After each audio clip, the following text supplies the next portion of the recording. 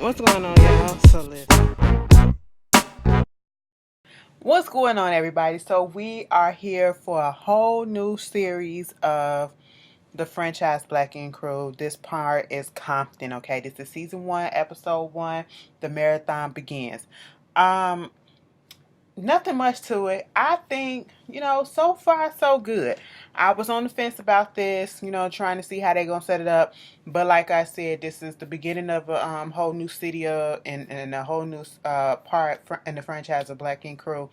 And so far so good. We first see basically this episode was used to introduce all the new characters that we have, the cast members. We have KP, who goes by the name also I Am Compton. We first saw I Am Compton slash aka KP on Black Ink Crew with Caesar last season, and Caesar was out in New York and he was trying, not in New York but in Compton, and he was trying to get KP to come out there and work at a tattoo shop that he was opening up, and he was like, nah, bruh, that's cool and all, but I feel like I'm finna stay out here because I want to open up a first shop out here in Compton. Compton hasn't had a tattoo shop because, people like to equate the tattoo business and all that with the gang violence and stuff, and they was real about that shit. They tried to make us feel like, this is some real stuff, okay? Whether you feel like they was exaggerating it or not, but I'm loving, I'm not gonna say loving, okay, because I don't want to get caught up and then be disappointed. But so far I'm liking what I'm seeing. Okay, it's not too ratchet. They're literally starting from the bottom up, they don't have a shop yet. They showed them trying to go fish around for a shop. I Am Compton, he gives his stories about how he was from Compton, born and raised, and, he drawing, he does music, he tattoos, and, he went to college at one point. He was a football player.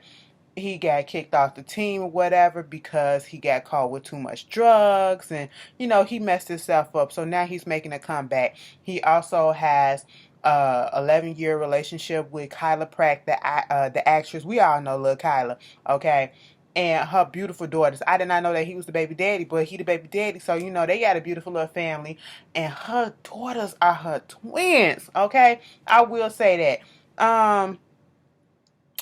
One thing I can say about KP, bitch, KP got a long ass giraffe neck. I was wondering why is something just look awkward about, and I said it's his neck. It's long, it's elongated as fuck. But he cool so far. He seemed like he about his business. He even killed, and so far so good. He also has his manager, slash partner, if you want to call him that, Tim, who I was like, is Tim older than him? Is Tim what? Because Tim got premature gray. I said, Tim, you living out there in Compton, you stressed the fuck out, okay? Look at the gray in your beard. But something about Tim is really cute to me. You know what I'm saying? I said, he give me that mature type of feel or whatever. So I was like, all right, Tim, you cute or whatever. You do what you got to do.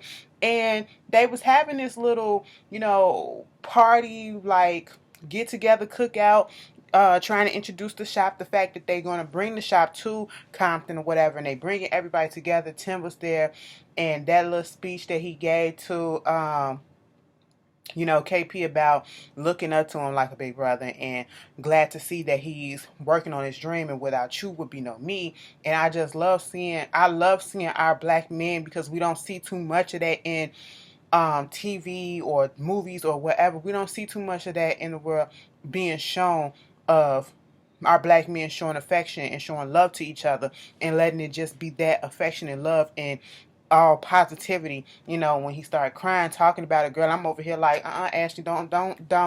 It's been an emotional night, okay, of television. We don't need you tearing up on this. I said, Tim, that's cute and I'll wipe them tears right about now, because I don't feel like, I'm finna get a headache, okay? I'm finna get a headache doing all that crying and stuff, okay? Listen, y'all already know. But anyway, so we got that. Then we have Lemire, okay? Lemire, he from Philly. I said, nigga, you look like a Philly nigga. He look like a Philly nigga, okay?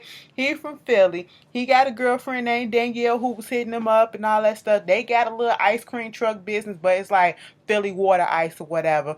And you know, he a little tattoo artist. He said he was up in the streets doing his thing or whatever. He got out the streets, you know, he had his little brush with death and the log and all that stuff. So that made him want to do better. So he took the tattooing and things of that such. He got his girlfriend, she's 6 months pregnant. They got their little water ice you know, business that's going real good.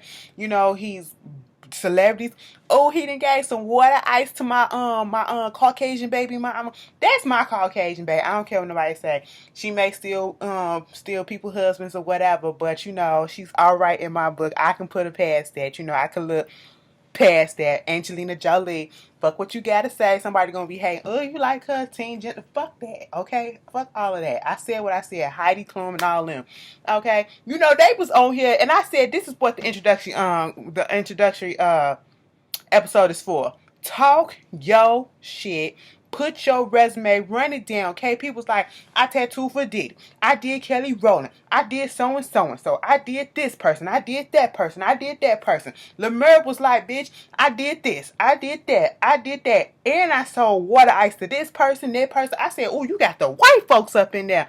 Okay, Lemire, you all right. But you know, he doing his thing. Of course, Danielle feels some type of way about the shop opening because, you know, now that's going to bring more women. And I was like, wait a minute, Danielle, don't be on here being one of those naggy girlfriends that feeling like she a little bit insecure. And then when we get the rundown saying that Lemire cheated on her like 3 years ago, now let me tell you something.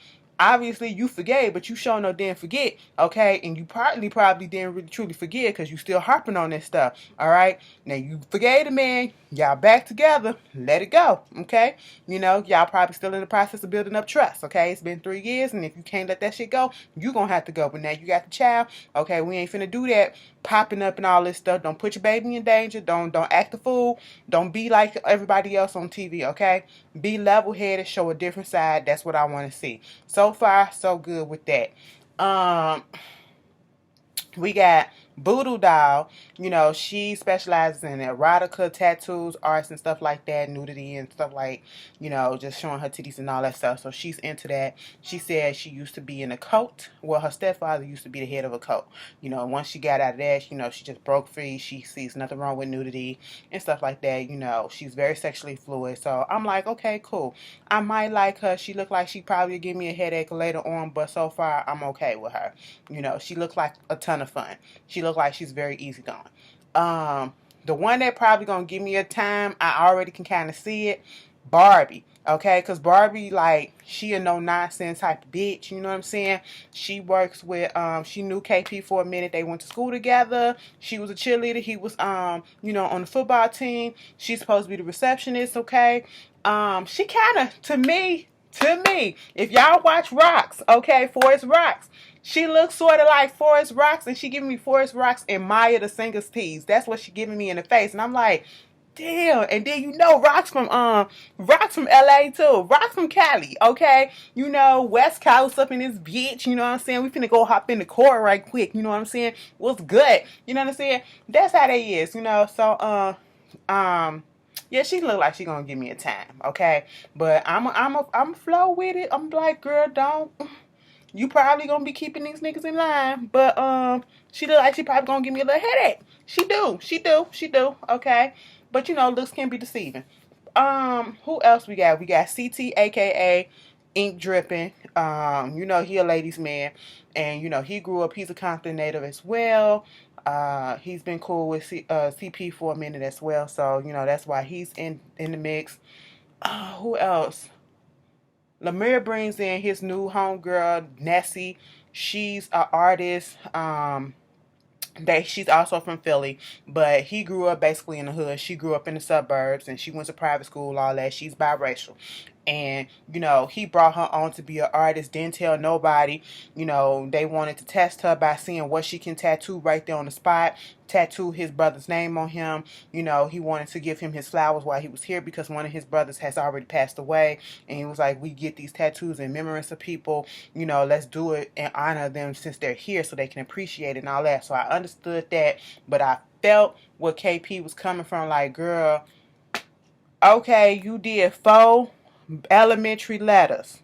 That's it. How I'ma judge that? And then you threw that sentimental story that made him just go ahead and give it. But, make her an apprentice or give her a trial run or whatever. So we'll see what's going on. She's an artist. She was, they kind of framed this around Nipsey Hussle passing, and I didn't want it to be so heavy about Nipsey because I didn't want people to get the idea or to make it think like they're trying to exploit his passing or whatever. But they are in California, they are in LA, Compton, Crenshaw, all that, Crenshaw Boulevard, all that area, whatever, where Nipsey was very, don't get me wrong, okay? I'm not trying to offend nobody if I'm getting these areas wrong. I ain't from California, but I know how much of an influence he had on the people over there. And so, of course, people are going to talk about him. I just don't want them to make you feel like they're trying to exploit it a little bit. Do you understand what I'm saying? But I get it. I get it. If I was a native and if I'd known all the things that he was doing, I probably would be doing the same thing, paying respect and all that stuff, So she was doing the portrait that she did. That was really nice. That was cool. But we gonna see. Now the only thing with Nessie, girl, because this is the first episode, and in your scene you mentioned at least a good 2-3 times that you was biracial. It came up a few times that you was biracial. Okay? We don't need to know that no more. Don't bring it up no more. Okay? Unless somebody trying to come for your throat, somebody else bring it up. I don't need you to bring it up no more, okay? We don't need to hear that no more. We got it. You biracial. You got a white mama, single mama. She came up from the dumps and put y'all through school and all that stuff. We get it. Cool. Move on from that. Please don't let that be your storyline, okay? Because we done heard it all before, okay? Okay. Gotcha. Kyla got in her feelings because they was going around trying to figure out which shop they was gonna go. And they finally got one, and they did this little family, get together. And KP announced it at the table that he finally got the keys, and she was feeling some type of way, and